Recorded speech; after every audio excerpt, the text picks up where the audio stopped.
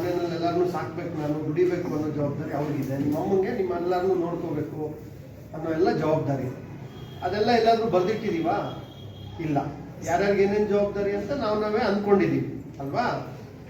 ಒಂದು ಮನೆ ನಡಿಬೇಕಾದ್ರೆ ಆ ಥರ ಎಲ್ಲರಿಗೂ ಒಂದೊಂದು ಜವಾಬ್ದಾರಿ ಇದೆ, ಕರೆಕ್ಟ್ ಅಲ್ವಾ?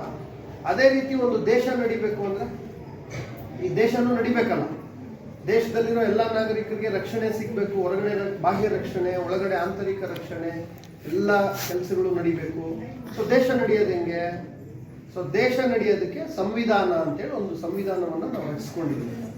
ಗೈಡ್ಲೈನ್ಸ್. ಇಲ್ಲಿ ಕುಟುಂಬ ನಡೆಸೋದಕ್ಕೆ ನಾವೇನು ಬರ್ಕೊಂಡಿಲ್ಲ, ಆದರೆ ದೇಶ ನಡೆಸೋದಕ್ಕೆ ಬಹಳ ದೊಡ್ಡದಲ್ವಾ?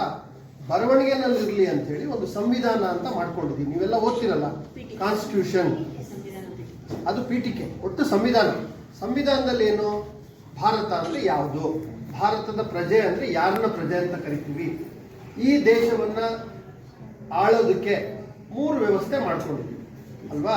ಶಾಸಕಾಂಗ, ಕಾರ್ಯಾಂಗ, ನ್ಯಾಯಾಂಗ. ಸೊ ಶಾಸಕಾಂಗ ಏನು ಮಾಡುತ್ತೆ? ಎಲ್ಲ ಇಲಾಖೆಗಳು, ಈಗ ಶಿಕ್ಷಣ ಇಲಾಖೆ, ನಿಮಗೆಲ್ಲ ಎಜುಕೇಶನ್ ಕೊಡ್ತಾ ಇರೋದು ಶಿಕ್ಷಣ ಇಲಾಖೆ ಅಲ್ವಾ? ನಿಮ್ಮ ಹಳ್ಳಿನೆಲ್ಲ ಚೆನ್ನಾಗಿಡ್ತಾ ಇರೋದು ಗ್ರಾಮೀಣಾಭಿವೃದ್ಧಿ ಇಲಾಖೆ.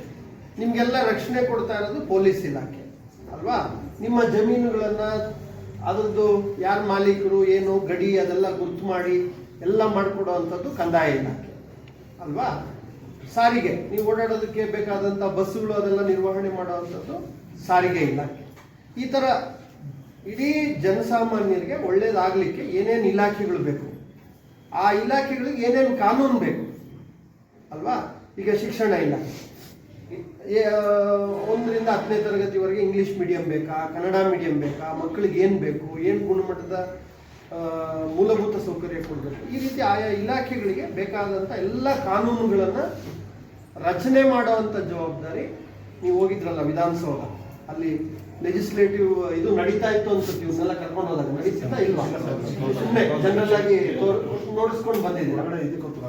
ಸೊ ಎಲ್ಲ ಏನು ನಮ್ಮ ಚುನಾಯಿತ ಪ್ರತಿನಿಧಿಗಳು, ಮಾನ್ಯ ಶಾಸಕರೆಲ್ಲ ಏನು ಗೆಲ್ತಾರೆ, ಅವರೆಲ್ಲ ಅಲ್ಲಿ ಕೂತ್ಕೊಂಡು ಇಡೀ ರಾಜ್ಯಕ್ಕೆ ಬೇಕಾದ ಕಾನೂನುಗಳನ್ನು, ಹೊಸ ಇಲಾಖೆ ಬೇಕಂದರೆ ಹೊಸ ಇಲಾಖೆ, ಬೇಕಾದ ಇಲಾಖೆಗಳಲ್ಲಿ ಆಲ್ರೆಡಿ ಇರೋವಂಥ ಕಾನೂನುಗಳಿಗೆ ಇನ್ನೂ ಏನಾದರೂ ತಿದ್ದುಪಡಿ ತರಬೇಕಾ, ಆ ಕಾನೂನುಗಳಿಗೆ ಇನ್ನೂ ಹೆಚ್ಚು ಶಕ್ತಿ ಕೊಡಬೇಕಂತ ಅವ್ರು ಕಾನೂನು ಮಾಡ್ತಾರೆ. ಗೊತ್ತಾಯ್ತಾ? ಆ ಕಾನೂನು ಮಾಡಿದ್ಮೇಲೆ ಆ ಕಾನೂನನ್ನ ಅನುಷ್ಠಾನ ಮಾಡೋದು ಯಾರು?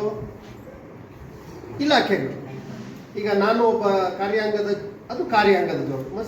ಫಸ್ಟ್ ಶಾಸಕಾಂಗ, ಅದಾದಮೇಲೆ 2ನೇದು ಕಾರ್ಯಾಂಗ. ಕಾರ್ಯಾಂಗ ಯಾರು? ನಿಮ್ಮ ಟೀಚರ್ಸು ಕಾರ್ಯಾಂಗ. ನಿಮಗೆ ಟೀಚರ್ಸ್ ಇದ್ದಾರಲ್ಲ, ಕಾನೂನು ಮಾಡಿಕೊಟ್ಬಿಟ್ರು. ಶಿಕ್ಷಣ ಇಲಾಖೆಯ ಸಚಿವರು, ಸರ್ಕಾರ ಕಾನೂನು ಮಾಡಿಕೊಟ್ಟಿದೆ. ಆ ಕಾನೂನು ಮಾಡಿಕೊಟ್ಮೇಲೆ ಅದನ್ನು ಇಲ್ಲಿ ಅನುಷ್ಠಾನ ಮಾಡೋದು ಕಾರ್ಯಾಂಗದ ಜವಾಬ್ದಾರಿ. ಕಾರ್ಯಾಂಗ ಅಂದರೆ ಯಾರು ಅಂದರೆ ಎಲ್ಲ ಆಫೀಸರ್ಸು, ಸಿಬ್ಬಂದಿಗಳು, ಇವರೆಲ್ಲನೂ ಕೂಡ ಏನಂದರೆ ಕಾರ್ಯಾಂಗದ ಜವಾಬ್ದಾರಿ. ಅಂದರೆ ಕಾನೂನು ಏನಾಗಿದೆ, ಈಗ ಕಾನೂನು ಮಾಡಿದ್ದಾರೆ, ಪಾಠ ಮಾಡಬೇಕು, ಶಾಲೆಗಳನ್ನು ನಿರ್ವಹಿಸಬೇಕು, ಸರ್ಕಾರಿ ಶಾಲೆಗಳನ್ನು ನಿರ್ವಹಿಸಬೇಕು, ಕನ್ನಡ ಮೀಡಿಯಂ ಮಾಡಬೇಕು, ಇಂಗ್ಲೀಷ್ ಮೀಡಿಯಂ ಮಾಡಿ, ಅದನ್ನೆಲ್ಲ ಅನುಷ್ಠಾನ ಮಾಡಿ ನಿಮಗೆ ಹೇಳ್ಕೊಡೋವಂಥದ್ದು, ಇಲ್ಲಿ ಬಂದು ಪಾಠವನ್ನು ಮಾಡ್ತಕ್ಕಂಥದ್ದು, ನಿಮಗೆ ಮಧ್ಯಾಹ್ನದ ಬಿಸಿ ಊಟ ಕೊಡ್ತಕ್ಕಂಥದ್ದು, ನಿಮಗೆ ಬಟ್ಟೆ, ಶೂ, ಇನ್ನೊಂದು ಮತ್ತೊಂದು ಏನು ಶಾಸಕಾಂಗ ತೀರ್ಮಾನ ಮಾಡಿರುತ್ತೆ ಅದನ್ನೆಲ್ಲ ಅನುಷ್ಠಾನ ಮಾಡೋವಂಥದ್ದು ಕಾರ್ಯಾಂಗ. ಕಾರ್ಯಾಂಗ, ಶಾಸಕಾಂಗ.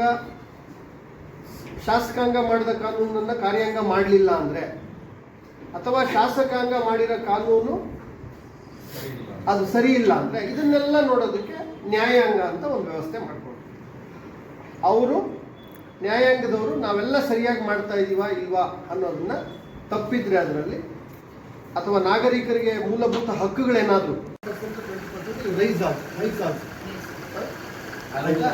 ಮಾಡಿ, ಈಗ ಇದು ಇವರು ಸಂಪೂರ್ಣ ಜವಾಬ್ದಾರಿ ಮಾಡಲ್.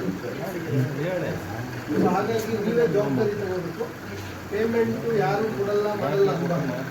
ಮುಲಾಜಿನವರಿಗೆ ಏನು ಪಾಪ ಅವ್ರಿಗೆ ಕೊಟ್ಟಿರೋದೇ ಡಿಸ್ಕೌಂಟ್ ರೇಟಲ್ಲಿ ಅದು ತೀರಾ ಕೊಟ್ಟೋದ್ರೆ ಮಕ್ಕಳ ಶೈಕ್ಷಣಿಕ ವ್ಯವಸ್ಥೆಗೆ ಗಟ್ಟಿಯಾಗುತ್ತೆ. ಇದು ಪರ್ಸ್ನಲಿಟಿ ಅವರು ನೋಡ್ತಾರೆ. ಇವರು 2 ದಿನದಲ್ಲಿ ಅದನ್ನು ಸಾಲ್ವ್ ಮಾಡ್ತಾರೆ. ಯಾರ್ಯಾರಿದ್ದಾರೆ ಪಟ್ಟಿ ಕೊಡಿ ಮಾಡ್ತಾರೆ. ಅದೇ ಸರ್, ನೀವು ಸ್ವಲ್ಪ ಸ್ಟ್ರಿಕ್ಟಾಗಿ ಹೇಳಿದ್ರಿ. ಆಮೇಲೆ ನೀವು ಪಾಪ ಹೇಳೋಕ್ಕಾಗಲ್ಲ, ಯಾಕಂದರೆ ಎಲ್ಲ ನಿಮ್ಗೆ ಗೊತ್ತಾಗಿರೋ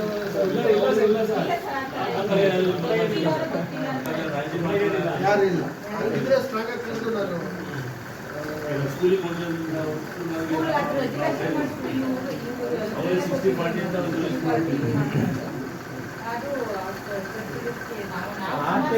ಬಾಡಿಗೆನೂ ಕೂಡ ಇಸ್ಕೊಂಡಿಲ್ಲ. 6 ತಿಂಗಳು ಬಾಡಿಗೆ ಫ್ರೀಯಾಗಿ ಬಿಟ್ಟು ತಿಂಗಳ ಬಾಡಿಗೆ ಕಟ್ಟಿ ಅಂತ ಹೇಳಿದ್ರೆ ಈಗ ಆಗಿ 7 ತಿಂಗಳಾದ್ರೂ ಬಾಡಿಗೆಗಳು ಕಟ್ಟಿಲ್ಲ ಅಂದ್ರೆ 15 ದಿನದಲ್ಲಿ ಹೊರಗಾಗ್ತೀವಿ. ಕಟ್ಟದವ್ರಿಗೆ ಕಟ್ತಾರೆ, ಇಲ್ಲ ಬಂದು ನಿಂತ್ಕೊಂಡು ಹೊರಗೆ ಹಾಕ್ಸ್ತೀವಿ. ಅವ್ರಿಗೆ ನಿಂತ್ಕೊಂಡು ಹೊರಗೆ ಹಾಕ್ಸ್ತಾರೆ. ಆಮೇಲೆ ನೋಟಿಸ್ ಅವ್ರಿಗೆ ಯಾವುದೇ ನೋಟಿಸ್ ಏನು ಅವಶ್ಯಕತೆ ಇಲ್ಲ.